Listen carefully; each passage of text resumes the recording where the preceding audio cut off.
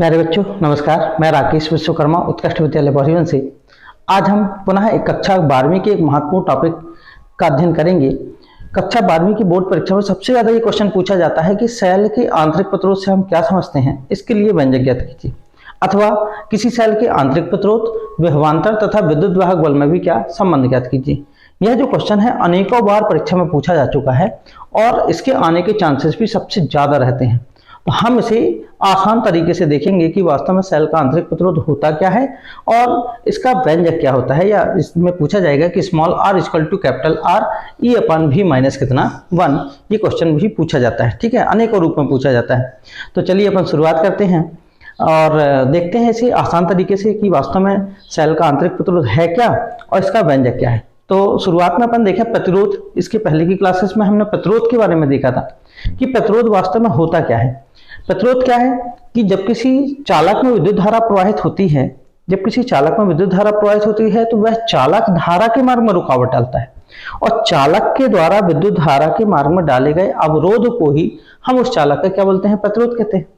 तो अब आंतरिक प्रतिरोध क्या होगा, तो देखिए जब सेल है, मान लो हम यहाँ पर एक सेल बनाए, तो सेल तो सभी ने देखा होगा इस तरह से, इसमें 2 इलेक्ट्रोड होते हैं, एक प्लस और एक क्या होता है यहाँ पर माइनस।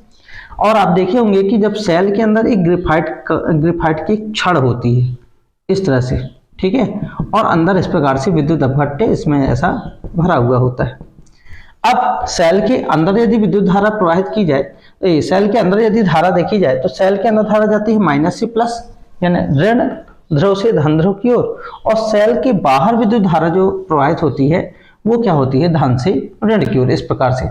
तो यदि हम यहाँ सेल के बाहर विद्युत धारा जाती है तो ये जो चालक विद्युत धारा के मार्ग में रुकावट डालता है उसे उसका क्या बोलते हैं, बाह्य प्रतिरोध कहते हैं।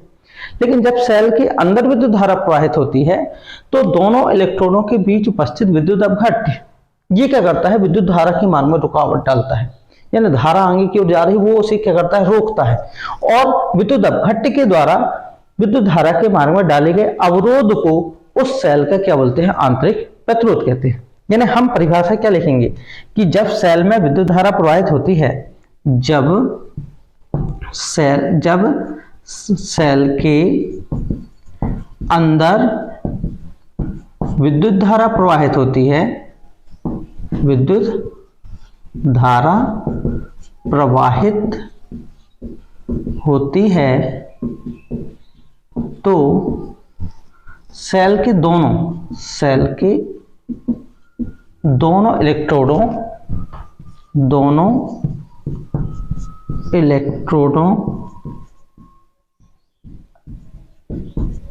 के बीच उपस्थित विद्युत अपघट्य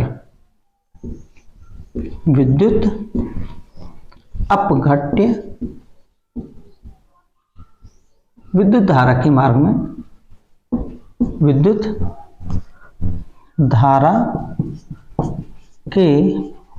में अवरोध उत्पन्न करता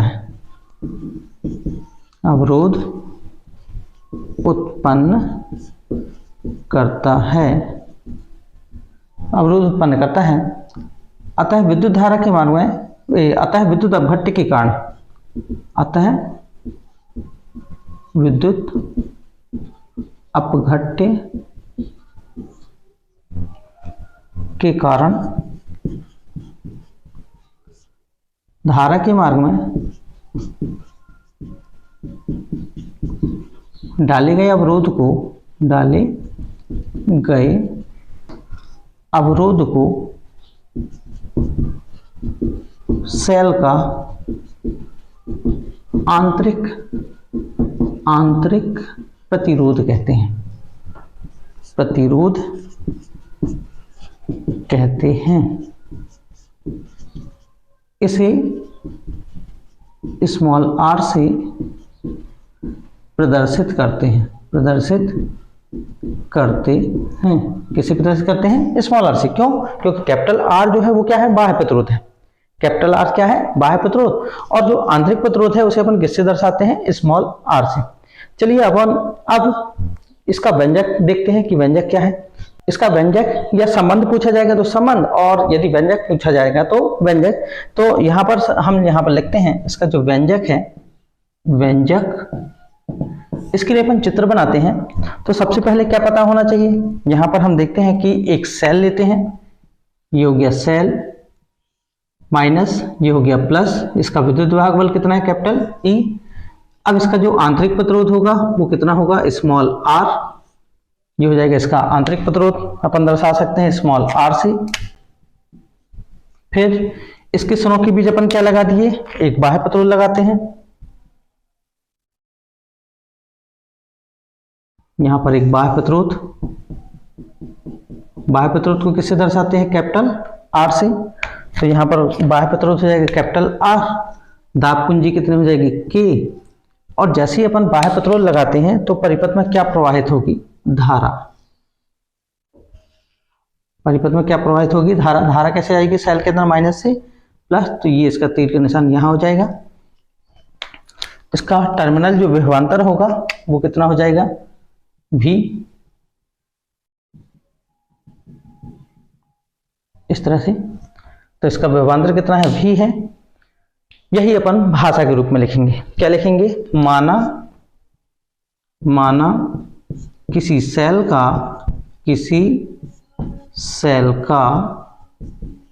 विद्युत वाहक बल कितना है, कैपिटल ई है। माना किसी से, देखिए चित्र जो है अपन को वही लिखना रहता है। यहां पर माना किसी सेल का विद्युत वाहक बल कितना है, कैपिटल ई। फिर इसके बाद क्या है, आंतरिक प्रतिरोध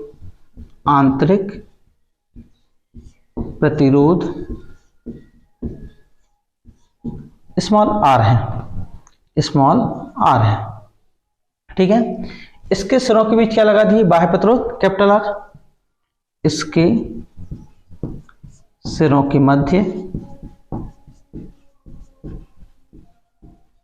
बाह्य प्रतिरोध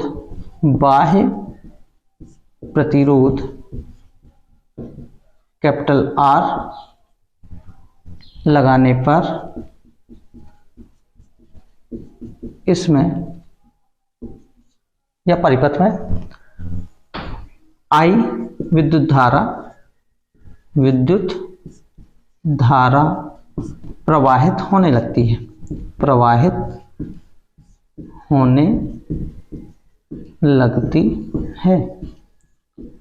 है, ठीक है। हम मानते हैं कि माना इसका टर्मिनल विभवांतर कितना है, V है। टर्मिनल विभवांतर कितना है, V है। अब हमने ओम का नियम पढ़ा है, ठीक है। देखिए यही है, माना किसी सेल का विद्युत वाहक बल कितना है, E, आंतरिक प्रतिरोध कितना है, स्मॉल r, इसके सिरों के बीच अपन ने क्या लगा दिया, बाह्य प्रतिरोध कैपिटल R। जैसे ही परिपथ पूरा होगा तो परिपथ में क्या प्रवाहित होने लगेगी, धारा। तो माना परिपथ में कितनी धारा प्रवाहित होने लगती है, I। विभवांतर कितना है, इसका V है। ओम का नियम क्या कहता है कि V बराबर IR। ओम का नियम यहाँ पर देखा जाए तो V बराबर होता है IR। यदि यहाँ से देखा, हम यदि ये देखें कि धारा कितनी होगी तो धारा बराबर कितना होता है, V अपान कितना हो जाएगा, R। अब हमको तो यहाँ पर कुल धारा चाहिए, क्योंकि यहाँ पर दोनों प्रकार के प्रतिरोध है, आंतरिक भी और बाह्य भी, और विद्युत वाहक बल कितना है, E है। तो यहाँ पर हम यदि सूत्र लिखें तो क्या आएगा, परिपथ में धारा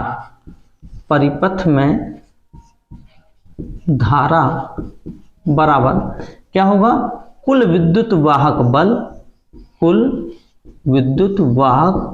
बल बटे क्या हो जाएगा, कुल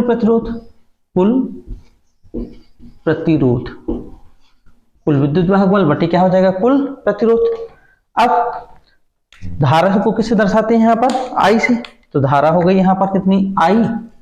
कुल विद्युत वाहक बल कितना है, E, बटे कुल प्रतिरोध कितना है, आंतरिक प्रतिरोध कितना है, स्मॉल r, प्लस बाह्य प्रतिरोध कितना है, कैपिटल R। ये हो गया हमारा समीकरण नंबर कौन सा, पहला। समीकरण कौन सा, पहला। अब हम यहां पर देखते हैं ओम के नियम से। कौन से नियम से, ओम के नियम से।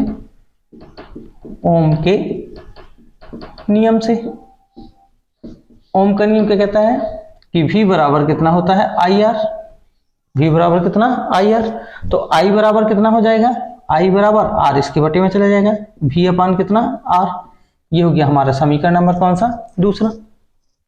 हम समीकरण 1 और 2 को देखें तो दोनों के लेफ्ट हैंड साइड में क्या है, आई है, यहाँ भी आई है और यहाँ भी क्या है, आई है। जब लेफ्ट हैंड साइड बराबर है तो राइट हैंड साइड भी क्या होंगे, बराबर होंगे। तो यहाँ पर अपन लिखेंगे कि समीकरण 1 व 2 से, 1 व 2 से कितना हो जाएगा, इसका राइट हैंड साइड कितना है, ई अपॉन कितना स्मॉल आर प्लस कितना कैपिटल आर बराबर कितना हो जाएगा, वी अपॉन कितना कैपिटल आर। ठीक है, हम तेरह गुणा करते हैं, कैसे, स्मॉल आर का कैपिटल वी से, तो small are capital V plus capital are का कैपिटल वी से, तो कैपिटल आर कैपिटल वी बराबर ई का गुणा आर से करेंगे तो ई इंटू कितना हो जाएगा आर। हमारा उद्देश्य क्या है, आंतरिक प्रतिरोध के लिए व्यंजक, तो हम आंतरिक प्रतिरोध को यही रखते हैं, बाकी का अपन पक्षांतर कर देते हैं। तो आर भी बराबर ये अपनी जगह है, तो ई आर ये सट जाएगा तो माइनस कितना हो जाएगा, आर भी या वी आर। ठीक है, इस प्रकार से आर का मान ज्ञात करना है तो आर बराबर कितना हो जाएगा, वी इसके बटे में ले जाते हैं तो E R minus R V बटे कितना हो जाएगा, कैपिटल वी, कैपिटल वी। इसमें भी आर है, इसमें भी आर है, तो आर दोनों से क्या ले लेते हैं, कॉमन। तो स्मॉल आर बराबर आर हो गया दोनों से कॉमन, यहाँ कितना बचेगा, ई माइनस यहाँ कितना बचा, वी अपान कितना हो गया, वी। ठीक है, वी का हम दोनों भाग दे देते हैं तो स्मॉल आर बराबर कैपिटल आर, यहाँ कितना हो जाएगा, ई upon V minus V upon कितना, वी। वी से वी क्या हो गया, कट गया। तो स्मॉल आर बराबर कितना हो जाएगा, capital R E upon V minus कितना 1। यही किसी सेल के आंतरिक प्रतिरोध के लिए क्या है, व्यंजक है। स्मॉल आर बराबर capital R E upon V minus 1, ये किसी सेल के आंतरिक प्रतिरोध के लिए क्या है, व्यंजक है। लेकिन परीक्षा में ये क्वेश्चन कई प्रकार से पूछा जाता है। यदि ये आता है कि सेल के आंतरिक प्रतिरोध से आप क्या समझते हैं, इसके लिए व्यंजक ज्ञात कीजिए, तो ये सही है। यदि ये क्वेश्चन आता है कि सेल के आंतरिक प्रतिरोध से आप क्या समझते हैं, सिद्ध कीजिए कि स्मॉल आर बराबर capital R E upon V minus 1, तो भी यहीं तक हल करेंगे। लेकिन यदि परीक्षा में क्वेश्चन ये आ गया कि किसी सेल के आंतरिक प्रतिरोध, विद्युत वाहक बल तथा विभवांतर में संबंध ज्ञात कीजिए, तो कैसे हल करेंगे। तो इसके लिए अपन फिर से थोड़ी सा आगे बढ़ते हैं और वहां पर हम लिखते हैं समीकरण 1 से। समीकरण 1 से देखिए, समीकरण 1 क्या है, आई बराबर e upon small R plus capital R, I बराबर e upon small R plus capital R. अब तिरक गुणा करते हैं, कैसे तिरक गुणा, आई का गुणा ई से करेंगे तो आई का गुणा आर से करेंगे तो आई तो कितना हो जाएगा आर, प्लस आई का गुणा कैपिटल आर से करेंगे तो आई कैपिटल आर बराबर कितना हो जाएगा यहाँ पर ई। ठीक है, ये आई आर क्या है, ओम के नियम से देखा जाए तो वी बराबर क्या होता है, आई आर। वी बराबर क्या होता है, आई आर।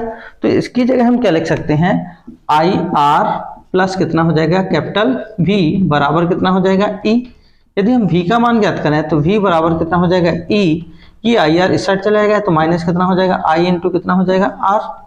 वी क्या है, विभवांतर, ई क्या है, विद्युत वाहक बल, स्मॉल आर क्या है, यहाँ पर आंतरिक प्रतिरोध। तो यही तीनों में क्या हो जाएगा, संबंध हो जाएगा। तो इस प्रकार ये जो क्वेश्चन है हम बड़े आसानी तरीके से इसे क्या कर सकते हैं, हल कर सकते हैं। तो सभी बच्चों को ये समझ में आ गया होगा, आप लोग नोट कर लीजिए, स्क्रीनशॉट ले लीजिए।